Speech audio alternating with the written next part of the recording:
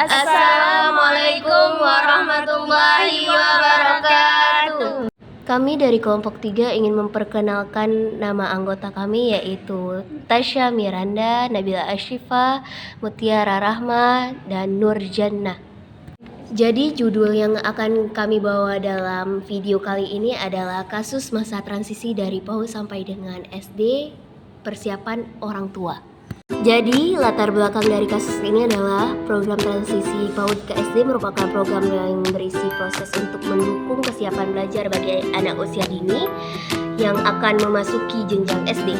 Siswa PAUD ke SD merupakan tahapan transisi psikologi anak akan mengalami perubahan adanya perbedaan sekolah, jarak tempuh, lingkungan belajar, dan suasana, dan lainnya.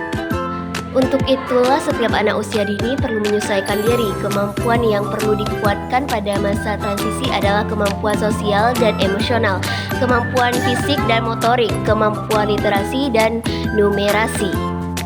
Kesiapan bersekolah harus berangkat dari tujuan pembelajaran yang sesungguhnya, yaitu memastikan setiap anak mendapatkan haknya untuk memiliki kemampuan fondasi untuk menjadi pembelajar sepanjang hayat di tingkatan kelas manapun, sehingga transisi PAUD SD merupakan upaya untuk memastikan setiap anak mendapatkan haknya terlepas dari manapun titik berangkat anaknya. Tidak dapat dipungkiri, saat ini masih ditemukan banyak anak yang langsung masuk kelas 1 SD dan membuat mereka tidak mendapatkan fase fondasi yang menjadi haknya. Kondisi ini semakin marak terjadi di masa pandemi. Oleh karena itu, perlu adanya berbagai alat bantu dan laman yang dapat digunakan sebagai media komunikasi untuk memberikan informasi tentang pengertian, prinsip, mekanisme, dan rambu-rambu dalam penguatan transisi PAUD SD ini agar pelaksanaannya dapat berhasil baik di tingkat pusat, daerah, sampai ke satuan pendidikan dan orang tua masyarakat. Langsung saja kita memasuki dalam pembahasan 1. Pembahasan 1.